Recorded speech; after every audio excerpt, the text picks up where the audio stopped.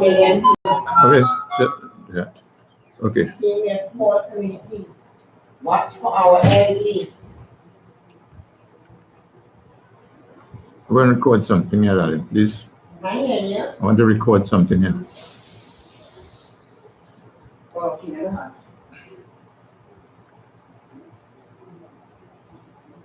My friends across the world, all of those people who are interested in the various types of sport, we've just had a new enemy, and that is the coronavirus 19. This must be a tremendous bad effect for the people of the world who see sport as a very essential part of their lives.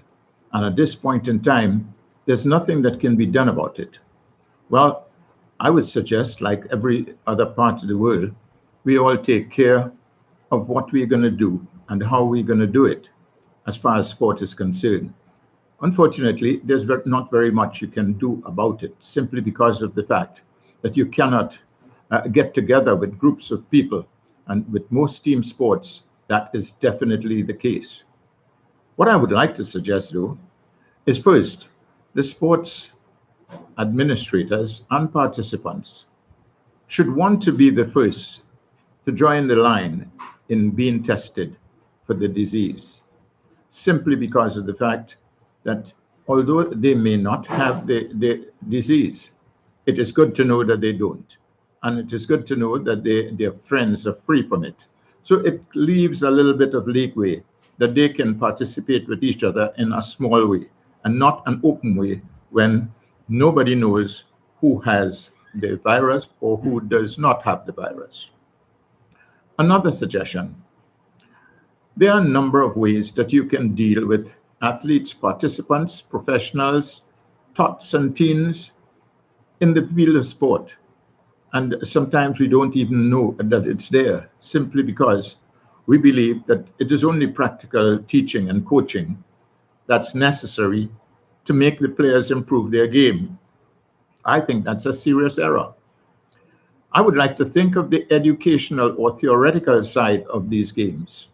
And trust me, it is worth its while, simply because of the fact that in the business of theory, working with just a group of players or maybe a screen or video and looking at it and trying to explain the reasons why things happen in their sport on the field, maybe it's a video of their own and they can be looking at it, the coach being given some information and pointing out areas where something was well done or something was not well done. And in that way, the exercise of theory will work. He would learn a lot in the field with this video on as opposed to being on the field. But on the field, it's more difficult, isn't it? 100 meters for a soccer match or across 70 meters. Not too much more, not too much less basketball. And then, of course, cricket. We all know that it is very difficult for coaches to give explanations where the field is this big and the players are spread all over the place. But when they get to the video, they are looking at only 30 feet, and that's about the size of it. It gives the opportunity of the coach to be more explanatory in what he is seeing and teaching, and it gives the participant a greater understanding because he's able to see it once or twice or three times by having it play over and over again. The education there is probably as important as it is in the practical part of the game. Unfortunately, a lot of coaches are not good communicators, but the good communicators, I'm sure, will be doing this type of thing, trying to educate the players onto what is to be happening on the field, but he's showing it to them on the video. It is one of the ways to utilize the period of 3 months, maybe, when no sport is going to be played within the period. We already see that the Olympic Games Committee is deciding that they're going to go on schedule with their activity. But at the same time, let's teach them the lessons that they need to know. Teach the kids the way to understand when you're speaking as coaches on the field. It is a magnificent idea only because you cannot go on the field and do it yourself.